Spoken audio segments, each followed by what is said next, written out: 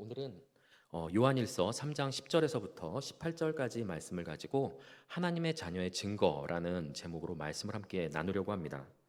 요즘 약국에 가보면은 각종 테스터기와 진단 키트들을 판매하는 것을 볼 수가 있습니다. 그래서 그런 어떤 테스터기와 진단 키트를 구입해서 소변이나 혈액을 검체로 넣으면 그 이제 진단하는 결과가 나오게 됩니다. 양성이냐 음성이냐 이렇게 나오게 되죠.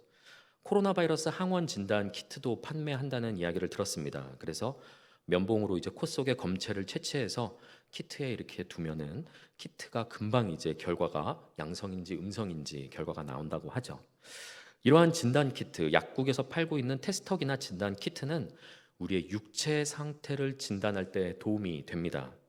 그런데 오늘 말씀을 보니 우리의 육체 상태를 진단하는 것이 아니라 우리의 영적인 상태를 진단할 수 있는 키트가 있다고 합니다. 이 키트에 어떤 특별한 검체를 넣으면 내가 하나님의 자녀인지 아니면 하나님의 자녀가 아닌지 조금 더 좀 강하게 말씀을 드리자면 내가 하나님의 자녀인지 마귀의 자녀인지 그 결과가 나오게 된다는 것이죠. 사랑하는 성도 여러분, 만약에 이러한 검사 키트가 영적인 나의 상태를 점검할 수 있는 검사 키트가 말씀에 있는 것이 아니라 실제로 내 눈에 보이게 된다면 얼마나 두렵겠습니까? 검사를 했는데 음성이 나온 겁니다. 내가 하나님의 자녀에서 음성으로 결과가 나오면 얼마나 두렵고 떨리겠습니까?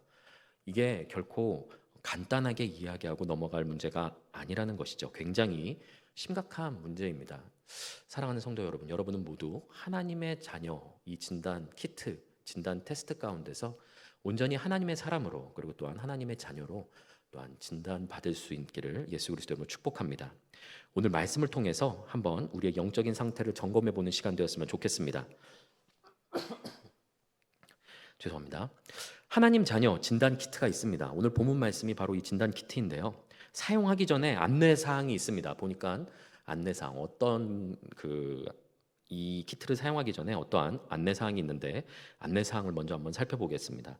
10절 말씀입니다. 10절 말씀 제가 한번 읽어보겠습니다. 이러므로 하나님의 자녀들과 마귀의 자녀들이 드러나나니 무릇 의를 행하지 아니하는 자나 또는 그 형제를 사랑하지 아니하는 자는 하나님께 속하지 아니하니라라고 말씀을 합니다.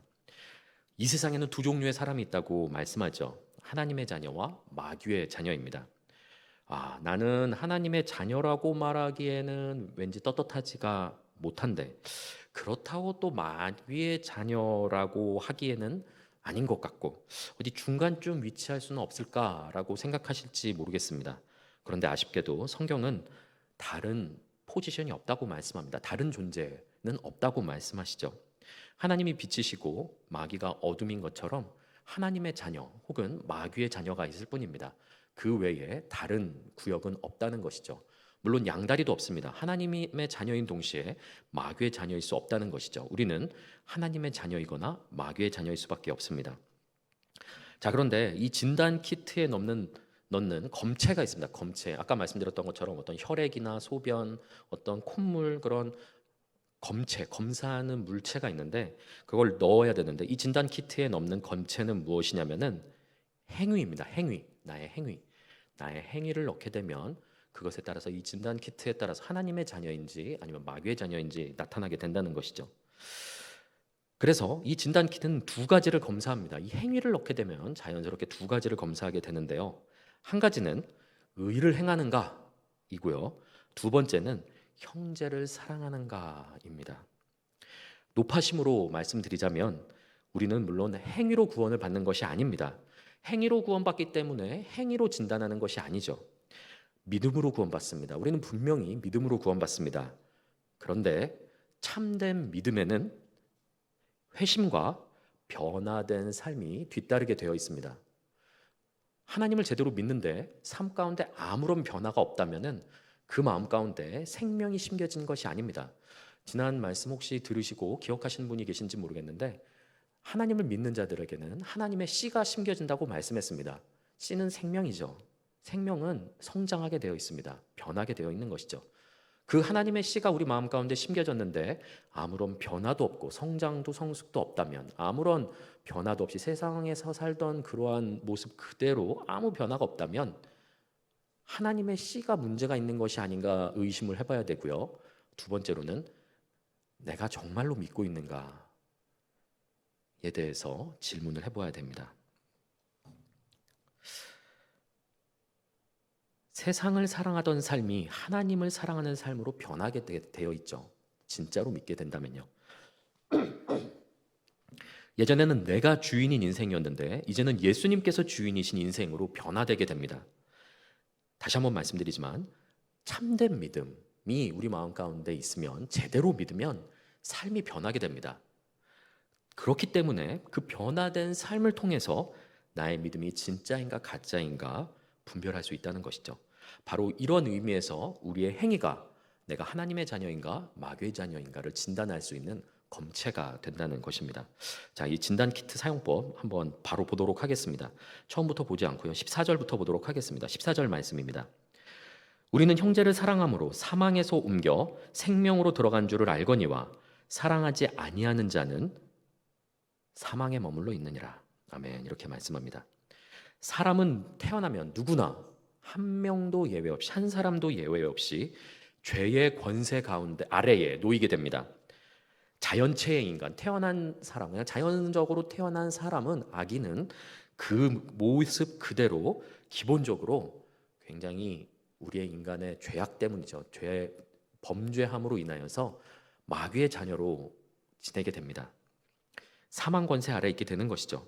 그런데 예수 그리스도를 믿고 회심하여 죄 사함을 받고 구원을 얻게 되는 것입니다. 사망 권세에서 영원한 생명 안으로 들어가게 됩니다. 옮겨진다. 오늘 14절 말씀에서는 사망에서 생명으로 옮겨 들어간다라고 말씀합니다. 그래서 내가 정말 생명으로 들어갔는가 확인하는 방법이 무엇이냐? 바로 진단 방법이 바로 형제를 사랑하는가 라고 본문은 말씀합니다. 형제를 사랑하지 않는 사람은 여전히 사망에 머물러 있다라고 말씀합니다. 이거 무엇입니까? 여전히 마귀의 자녀라는 것을 지금 에둘로 표현하고 있는 것입니다. 사랑하지 아니하는 자는 사망에 머물러 있다라고 말씀. 이 제가 말하는 게 아니라 제 개인적인 사견을 말씀드리는 게 아니라 오늘 본문 14절에서 그렇게 말씀하고 있습니다. 결국 진단 키트 사용법은 간단합니다. 여러분은 형제를 사랑하고 계십니까? 이 질문에 아멘이라고 담대하게 반응하실 수 있는 분은 분명히 하나님의 자녀이십니다. 그러나 내가 정말 형제를 사랑하고 있는가, 내가 형제를 미워하고 있지 않은가 고민되시는 분이 있다면 이 질문 가운데 진지하게 한번 반응해야 된다는 것이죠. 오늘 말씀에 귀를 기울이시면 어떤 해답을 찾으실 수도 있을 것 같습니다. 자, 15절 말씀입니다. 그 형제를 미워하는 자마다 살인하는 자니 살인하는 자마다 영생이 그 속에 거하지 아니하는 것을 너희가 아는 바라. 아멘. 이렇게 말씀합니다. 형제를 미워해도 살인하는 자라고 말씀합니다. 그 사람 속에 영생이 없다고 말씀하죠. 형제를 사랑하는 자도 사랑하지 않는 자도 사망에 머물러 있다라고 앞서 말했는데, 하물며 형제를 미워하는 자는 말할 것도 없습니다. 형제를 미워하는 자는 살인하는 자이며 그 속에 영생이 없다라고 말씀하고 있습니다. 사랑하는 성도 여러분, 한 명도 미워하는 사람이 없으십니까? 혹은 지금 미워하는 사람, 마음에 들지 않는 사람을 떠올려 본다면 최소한 한 명 이상 떠오르지는 않으십니까? 오늘 말씀에서는 굉장히 두렵게도 그 속에 영생이 없다고 말씀합니다. 사람을 미워하면 말이죠. 형제를 미워하면 말이죠. 계속 한번 보도록 하겠습니다. 그래서 요한은 우리가 하나님의 자녀라면 서로 사랑해야 한다고 권면하고 있습니다. 11절 말씀입니다. 우리는 서로 사랑할지니 이는 너희가 처음부터 들은 소식이라. 아멘. 이렇게 말씀합니다. 하나님은 사랑이시기 때문에 하나님의 자녀인 우리는 그 하나님의 성품을 물려받게 되어 있습니다. 그 안에 하나님의 형상이 회복되어 있는 것이죠. 사랑이신 하나님의 그 사랑의 성품이 하나님의 자녀라면 마땅히 심겨져 있습니다. 그래서 사랑하는 것이 맞습니다. 성품을 닮아가는 것이죠. 심지어 이제 오늘 말씀은 오늘 본문은 아닌데 뒤에 말씀을 보면은 형제를 사랑하지 않는 자는 하나님을 사랑할 수 없다라고까지 말씀합니다. 요한일서 4장 20절 말씀입니다. 누구든지 하나님을 사랑하노라 하고 그 형제를 미워하면 이는 거짓말하는 자니 보는 바 그 형제를 사랑하지 아니하는 자는 보지 못하는 바 하나님을 사랑할 수 없느니라 이렇게 말씀합니다. 눈에 보이는 형제를 사랑하지 못하는 사람들이 눈에 보이지 않는 하나님을 사랑할 수 없다라고 말씀하는 것이죠. 따라서 하나님을 사랑하는 기본 전제는 무엇이냐면 형제를 사랑하는 것입니다. 형제 사랑은 하나님 사랑과 직결되는 중요한 문제이기 때문에 도저히 피해갈 수 없는 문제입니다. 본문은 하나님께 속하지 아니한 사람 한 명을 모델로 보여줍니다. 바로 가인이죠. 그는 의를 행하지도 사랑을 행하지도 않은 안 좋은 모델이 됩니다. 12절 말씀입니다. 가인같이 하지 말라. 그는 악한 자에게 속하여, 악한 자는 지금 마귀를 말하는 것이죠. 하나님께 속한 자가 아니라 마귀에 속한 자라고 말씀하고 있습니다. 악한 자에게 속하여 그 아우를 죽였으니 살인을 했다는 것이죠. 사랑을 한 것이 아니라 살인을 했습니다. 어떤 이유로 죽였느냐? 자기의 행위는 악하고 의를 행하는 것이 아니라 악을 행한 사람이라고 말씀하고 있는 것이죠. 자기의 행위는 악하고 그의 아우의 행위는 의로움이라 이렇게 말씀합니다. 가인은 악한 자에게 속해 행위가 악했다라고 말씀합니다. 의를 행하지 않은 것이죠. 의를 행하지 않은 자가 잘 한번 들어보십시오. 의를 행하지 않는 자가 악을 행하는 자가 의를 행하는 자를 바라보게 되면 어떻게 반응하면 좋을까요? 믿는 우리는 당연히 이렇게 생각할 것입니다. 아, 내가 잘못했구나. 저 사람의 의로운 행실을 보니 나도 저 사람의 의로운 행실을 보고 닮고 배워야겠다 하고 현재 악을 행하고 있는 나의 모습을 회개하고 그 의에 동참하는 것이 믿는 자로서 당연한 반응입니다.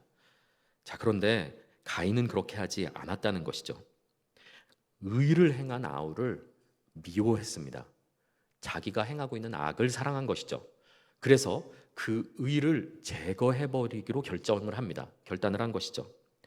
회개하기보다는 그 아우의 의로움을 이 땅에서부터 제거해버리기로 결심한 겁니다. 그 결과 그는 아벨을 죽이는 선택을 합니다. 그는 의를 행하지도 않았고 사랑을 행하지도 못한 사람이 되었습니다. 이제 본문은 의를 행하지 않고 사랑을 행하지 않는 대상을 가인에서부터 더 넓혀서 세상으로 그 영역을 넓히고 있습니다. 13절 말씀입니다. 형제들아, 세상이 너희를 미워하여도 이상히 여기지 말라. 아멘. 이렇게 말씀합니다. 여기서 세상에 사는 사람들의 삶을 지배하는 세상적 가치관이 드러납니다. 가인을 통해서도 발견했었는데요. 세상이 우리를 대하는 태도를 볼 때에도 세상의 가치관 한 가지를 발견할 수 있다는 것이죠. 무엇입니까? 의를 행하는 사람을 미워하는 것입니다. 바르게 살고 있는 사람을 흉을 보고 조롱하고 그 사람이 넘어져서 죄짓기를 기다리고 있다는 것이죠. 그래서 그 사람도 우리와 같은 동류가 되기를 기다리는 것, 의를 행하는 자를 미워하는 것, 그가 넘어지길 바라는 것, 그가 악을 행하길 바라고 기다리고 있는 것, 그것이 세상 사람들의 방법, 세상의 가치관이라는 것이죠.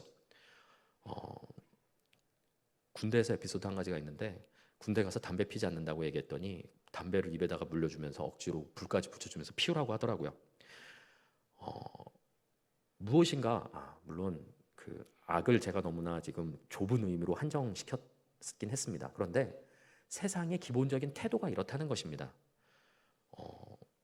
음란한 문화를 따르지 않고 혼자 거룩하고 의로워 그렇게 살아? 라고 보면 저런 삶을 살고 싶다. 나도 저 사람이 믿는 하나님을 나도 믿고 싶다라고 생각하는 것이 아니라 그 사람을 더럽히고 싶어 합니다. 이 땅 가운데서 의가 없어지길 바라는 것이죠. 의를 제거해버리려고 하는 것. 그것이 바로 세상의 방법, 세상의 가치관이라는 것이죠. 그래서 세상이 우리를 미워하는 것은 우리가 의를 행하기 때문입니다. 우리가 너무나 싫은 거죠. 그래서 자신들의 악행이 드러나는 것이 너무나 싫기 때문에 의를 행하고 있는 교회가 넘어지고 죄를 짓고 여러 가지 스캔들이 일어나면은 그것을 더 부풀려서 더 많은 공격과 비난과 조롱을 하는 것이 세상의 태도라는 것입니다. 함께 의를 행하고자 하는 마음이 없습니다. 이것에 대해서 요한복음 3장 19절과 20절 말씀에서 이렇게 말씀합니다. 곧 빛이 세상에 왔으되 사람들이 자기 행위가 악함으로 빛보다 어둠을 더 사랑한 것이니라. 악을 행하는 자마다 빛을 미워하여 빛으로 오지 아니하나니 이는 그 행위가 드러날까 함이요. 아멘. 이렇게 말씀합니다. 이 빛이 누굽니까? 예수 그리스도시죠. 예수님께서 세상 가운데 오셨을 때 세상의 반응도 아벨을 바라보는 가인의 반응과 같았습니다. 그래서 빛이신 예수님께서 세상에 오셨을 때, 그래서 그 빛 가운데로 나와서, 빛 가운데로 나오면은 자신의 죄악들이 드러나지 않습니까? 빛 가운데 숨길 수 있는 것이 아무것도 없습니다. 그 드러나는 죄악들, 죄악을 드러나게 해서 자복하고 자백하고 회개하는 것이 아니라 자신의 행위가 드러날까 두려워하고 자신이 사랑하는 이 죄와 어둠이 사라질까 두려워하여 그들이 행한 방법은 무엇이었냐면 빛을 없애기로 결정했던 것이죠. 그래서 예수님을 십자가에 매달았습니다. 이것이 바로 세상의 가치관입니다. 따라서 우리의 죄와 악행 때문이 아니라면, 우리의 실수와 우리의 죄악 때문이 아니라면 세상이 우리를 미워하는 것은 너무나 당연하고 정상인 것입니다. 그렇기 때문에 세상이 여러분을 미워한다 할지라도 이상히 여기지 마시기 바랍니다. 세상이 여러분을 미워하면 미워할수록 여러분이 세상에 나가 있는 그 영역에서, 회사에서, 친구들에게, 학원에서, 학교에서 여러분이 세상이 여러분을 미워한다면 여러분들이 의를 행하며 살고 있는 것입니다. 바르게 살고 있는 것이죠. 만약에 세상이 여러분을 너무나 사랑한다, 그렇다면 한번 자신의 삶을 돌이켜 보아야 할 것입니다.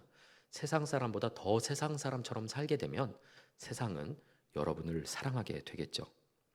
자, 이제 형제를 미워한 모델로 가인을 제시했던 것처럼 사랑의 모델을 제시합니다. 누구입니까? 16절 말씀 읽겠습니다. 그가 우리를 위하여 목숨을 버리셨으니 우리가 이로써 사랑을 알고 우리도 형제들을 위하여 목숨을 버리는 것이 마땅하니라. 아멘. 이렇게 말씀합니다. 바로 예수님을 모델로 제시합니다. 예수님은 사랑의 완성, 극치를 보여주셨습니다. 사람에게 있어서 무엇이 가장 중요하겠습니까? 사람이 가장 중요하게 여기는 것이 무엇이겠습니까? 목숨보다 더 소중한 것이 없습니다. 그래서 마태복음 16장 26절에서는 이렇게 말씀하죠. 사람이 만일 온 천하를 얻고도 제 목숨을 잃으면 무엇이 유익하리요? 사람이 무엇을 주고 제 목숨과 바꾸겠느냐라고 말씀합니다. 무슨 뜻입니까? 사람에게 목숨이 천하보다 귀하다는 말씀입니다. 천하를 다 얻어도 내가 죽으면 무슨 소용이 있겠느냐라는 말씀이죠. 목숨이, 사람에게 있어서 목숨이 제일 중요하다라는 말씀을 하고 있는 것이죠.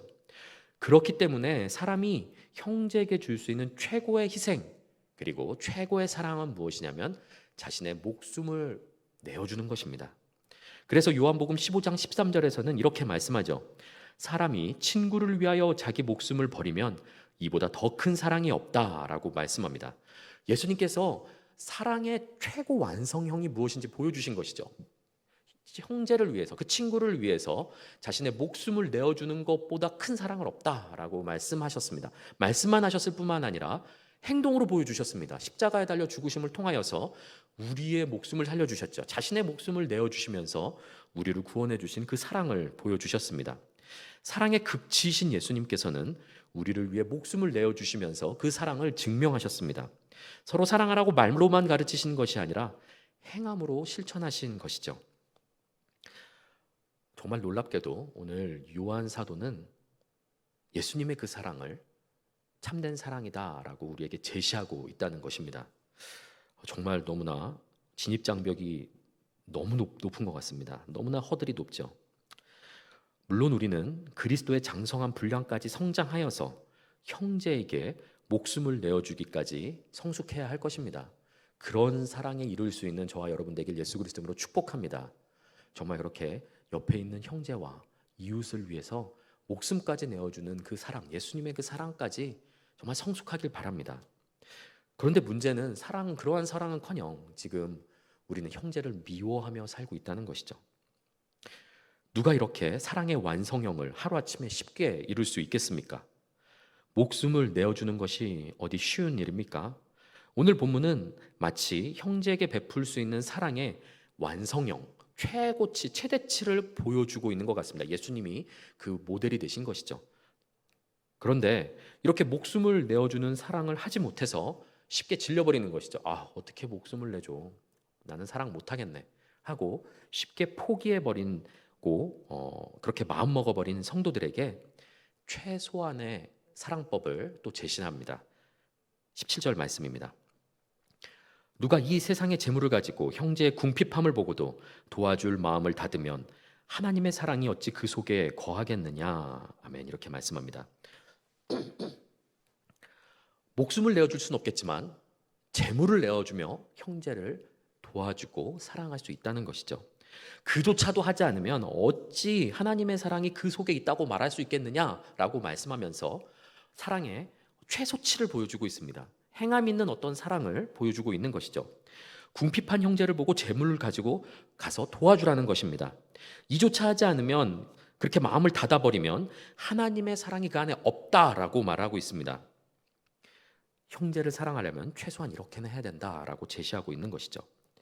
생계의 어려움을 겪는 궁핍한 형제를 돕는 것은 내 목숨을 내어주지 않더라도 그의 목숨을 구하는 결과를 얻을 수 있습니다. 그렇지 않겠습니까? 지금 먹고 사는 문제에 대해서 굉장히 어려워하고 있는 형제에게 내가 재물로, 재정적으로 도와준다면 그는 목숨을 건지게 되는 것입니다. 그럼 내가 굳이 나의 목숨을 내어주지 않더라도 그 사람의 목숨을 건질 수 있지 않겠습니까? 하나님은 모든 양식의 궁극적인 원천이십니다. 하나님께서 우리에게 모든 것을 베풀어 주시죠. 은혜를 베풀어 주십니다.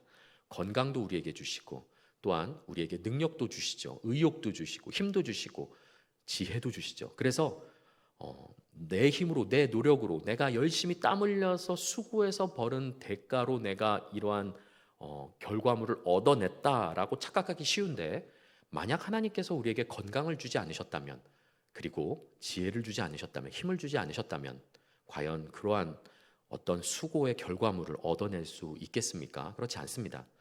우리는 심지어 내가 땀을 흘려서 벌은 어떤 수확물조차도 하나님께서 주신 은혜라는 것을 잊지 말아야 한다는 것이죠. 하나님께서 우리에게 모든 것을 베풀어 주셨다는 말씀입니다. 자, 이렇게 우리에게 은혜 베푸시는 하나님께서 여기 앉아 계신 모든 성도분들, 그리고 또한 이 자리에 계시지 않은 모든 성도분들에게, 교회 안에 있는 모든 성도분들에게 정말 공평하게 동일한 재물을 이렇게 주신다면 얼마나 공평하시겠습니까? 정말 공평한 하나님 아니십니까? 누구는 이만큼 벌고 누구는 지금 일자리도 없고 몸이 아파서 정말 버는 바가 없는데 그렇게 은혜를 베푸시는 것이 아니라 평균을 내서 모두 다 모든 성도가 동일하게 이렇게 수입을 얻게 된다면은 공평하지 않겠습니까? 그런데 하나님은 그렇게 일하지 않으신다는 겁니다. 하나님은 절대로 그렇게 일하지 않으십니다. 교회 안에서, 교회 공동체 안에서 누군가는 많은 은혜를 주셔서, 재물의 은혜를 주셔서 많은 것을 소유한 자가 있는 반면 누군가는 재정의 어려움을 통해서 궁핍한 사람을 또한 허락하기도 하십니다. 왜 그렇습니까? 하나님이 불공평하신 분이셔서 그렇습니까? 아닙니다. 하나님께서는 공평하신 분입니다. 하나님께서는 더 많이 가지고 있는 자가 더 조금 가지고 있는 자, 궁핍한 자에게 그 재물을 흘려 보내줘서 그 가지고 있는 재물의 평균치를 맞추길 원하시는 것입니다. 이것이 바로 하나님께서 일하시는 방법입니다. 우리에게 사랑을 베풀 수 있는, 우리에게 행함 있는 믿음, 행함 있는 사랑을 베풀 수 있는 기회를 주시는 것이죠. 이것은 결코 내가 지혜가 있고 힘이 있고 내가 운이 좋았고 내가 인맥이 좋았고 내가 태어나고 자란 환경이 좋아서 나의 힘으로 내가 얻은 재물이 아니라 어려운 이웃을 도우라고 나에게 허락하신 하나님의 은혜와 축복이라는 것입니다. 그런데 나에게 필요한 일용할 양식이 채워졌음에도 불구하고 남은 것을 내 손에 꽉 쥐고 이건 내 거야, 내가 힘을 내서, 내가 땀을 흘려서, 피땀 흘려서 번 돈이야 라고 이야기하면서 그 재물을 쥐고, 누군가는 재정의 어려움을 겪어서 그 기아에 또한 어려움 가운데 먹고 사는 문제에 대해서 혹시 병들어서 치료받을 돈이 없어가지고 어려움을 겪고 있는 사람이 만약에 교회 공동체 안에 양립한다면 이것은 하나님께서 원하시는 공동체가 아니라는 것입니다. 하나님께서 많은 재물을 허락하신 것은 그만큼 없는 지체들에게, 형제들에게 재물로, 사랑으로 흘려내보내고 섬기라는 목적으로 주셨다는 것이죠. 오늘 본문에서 사랑은 다른 것이 아니라 바로 이것에 대해서 말씀하고 있습니다. 오늘 본문 말씀만 그렇습니까? 그렇지 않습니다. 담임 목사님께서 이미 설교하신 야고보서에서도 그 말씀 있죠. 2장 말씀에서 있죠. 행함이 없는 믿음은 죽은 믿음이라고 말씀하면서 굶주리고 입을 옷이 없는 형제들에게 너 왜 이렇게 굶주리고 아무것도 안 입고 있어? 가서 밥을 배불리 먹어. 추위에 떨지 말고 가서 옷을 사 입어라. 말로만 하는 것은 죽은 믿음이라고 하죠. 재물을 통하여서 도와주라. 그에게 먹을 양식을 보태주고 입을 옷을 보태주는 것. 그것이 살아있는 믿음이고 참된 믿음이라고 말씀하고 있습니다. 설교 앞부분에서 우리의 신앙을 점검할 수 있는 그 진단 매체가 무엇이냐고 말씀드렸냐면 바로 행위라고 했습니다. 행위를 통해서 구원받는 것은 아니지만 우리 마음 가운데 참된 믿음, 참된 신앙이 자리 잡게 된다면은 그 말씀 가운데 순종하고 우리의 삶과 생각과 말이 변하게 된다는 것이죠. 믿었음에도 불구하고 여전히 우리의 언행과 행실이 변함이 없다면은 진지하게 한번 생각해 보아야 합니다. 어쩌면은 하나님의 자녀 진단 키트에서 음성이 나온 거일지도 모릅니다. 참된 믿음은 반드시 행위의 변화를 이끌어냅니다. 왜 그렇겠습니까? 참된 사랑을 만났고 내가 죽을 수밖에 없는 나에게 구원으로 이끌어주신 이 감격에 대해서 감사와 은혜와 긍휼과 사랑으로 반응할 수밖에 없습니다. 진짜로 사랑을 경험했다면은 사랑을 경험한 사람은 사랑을 베풀 수밖에 없고 긍휼을 받은 사람은 긍휼을 베풀 수밖에 없는 것입니다.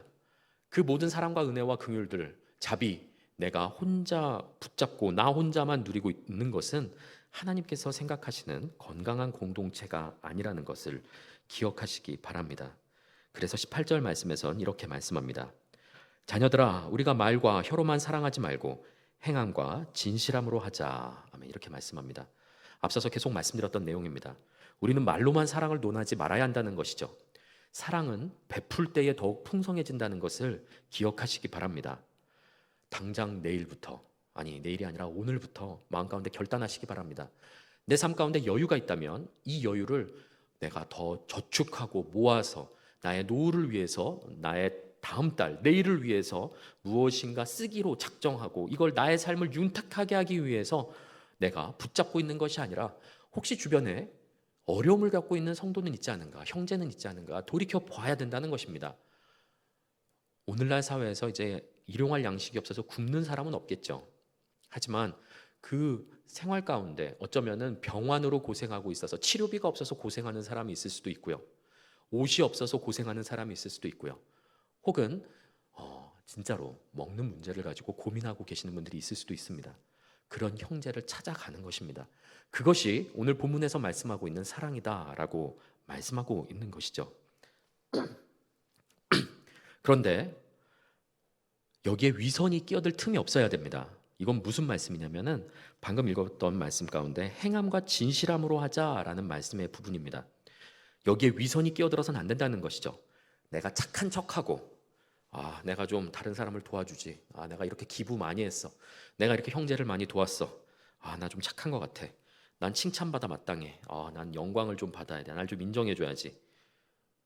이런 위선이 그 틈을 사랑을 베푸는 그 틈바구니에 끼어들어서는 안 된다는 것이에요. 진실한 사랑으로 해야지 그 사람을 긍휼히 여기고 나의 형제를 사랑하는 마음으로 이 모든 것을 베풀어야지 내가 영광받고 칭찬받고 생색내고 위선을 떨기 위하여서 해서는 안 된다는 것입니다. 그래서 행함 가운데 진실함이 있어야 된다는 것이죠. 진리가 그 가운데 들어가야 된다는 것입니다. 진실한 사랑으로 이웃을 섬겨라 라고 말씀하고 있는 것입니다.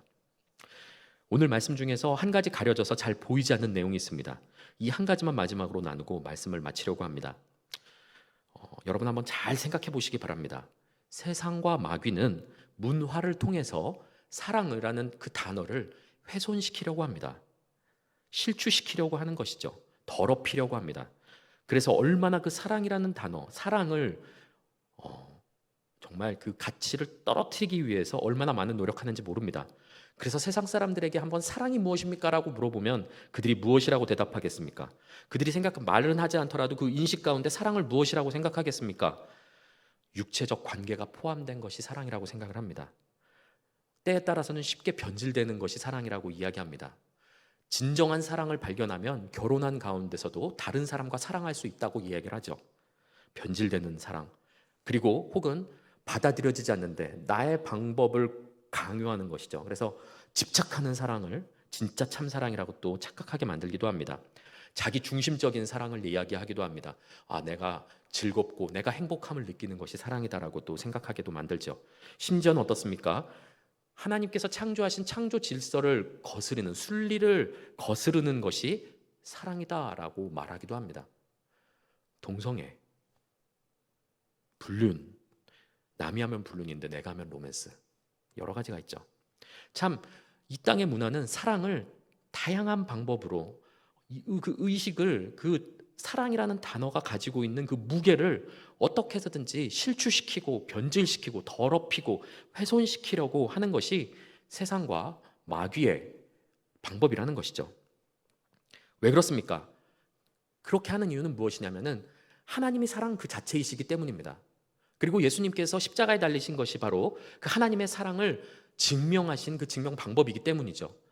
사랑이라는 그 이미 하나님께서 사랑이신 것과 우리에게 베푸신 십자가에 달려 죽으신 그 사랑을 거절할 수 없으니 그 사랑의 무게를 가볍게 덜어내는 것이 세상의 방법이라는 것입니다.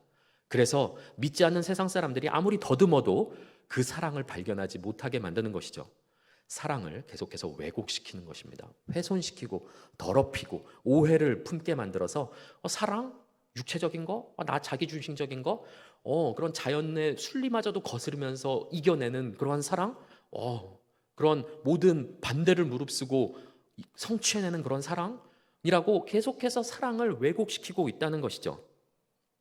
참사랑이라는 단어가 지닌 그 무게와 그 가치를 계속해서 더럽히고 있다는 것입니다. 만약에 이러한 세상 가운데 가지고 있는 이 사랑이라는 개념을 교회 안으로 가져오게 되면 어떻게 되겠습니까?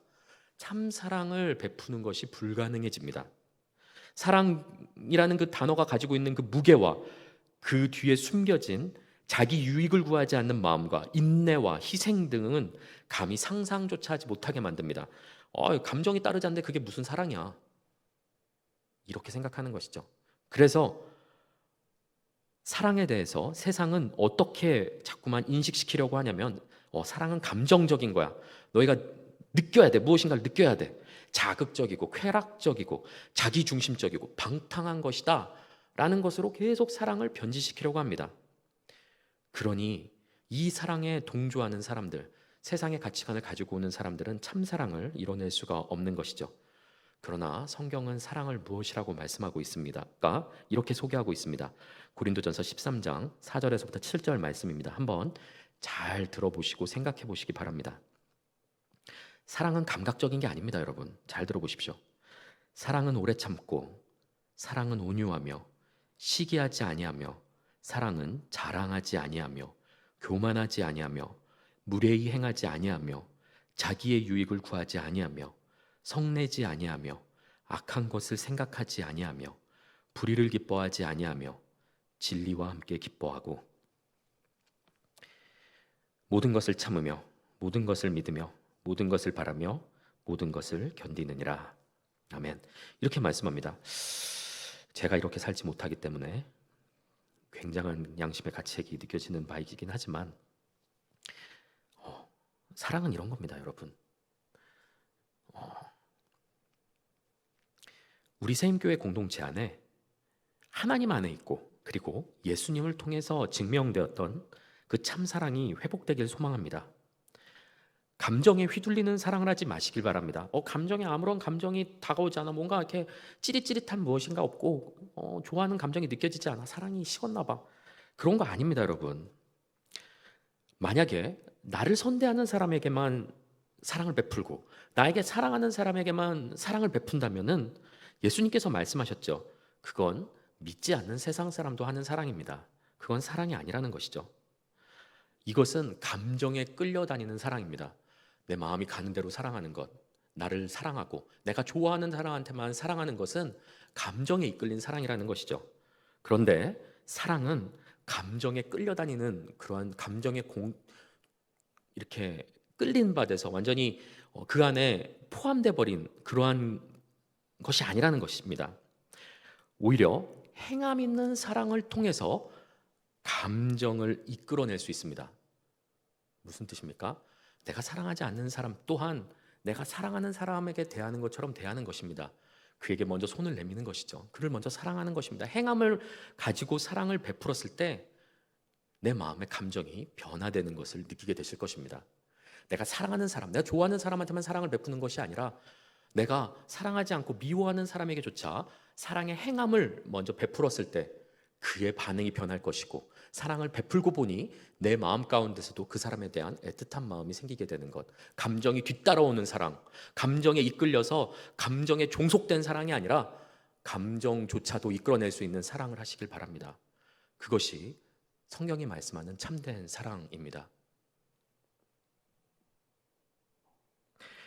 나의 성향과 성품과 스타일과 혹은 어떤 상처로 인하여서 감정이 따라주지 않는 이웃 혹은 형제가 있을 수 있습니다. 그래서 내가 좋아하는 형제들에게만 사랑을 베풀고 미워하는 자에게 차별 대우한다면 오늘 15절 말씀처럼 그는 사랑을 베푸는 자가 아니라 살인하는 자가 될 것입니다. 내 마음에 들지 않고 미워하는 사람에게조차 내가 사랑하는 사람에게 대하듯 선대하고 베풀어 보시기 바랍니다. 위선을 얘기하는 것이 아닙니다. 사랑을 행할 때 아까 말했던 것처럼 진실함이 있어야 되는 것이죠. 마음이 따라가지 않더라도 말씀에 순종하여서 행함으로 먼저 섬겨보는 것입니다. 그렇게 되면 관계가 회복되고 사랑의 감정이 싹트는 것을 발견하게 될 것입니다. 감정이 사랑을 뒤따라오는 것을 경험하게 되실 것입니다. 마침내 진짜 사랑을 경험하게 되실 것이죠.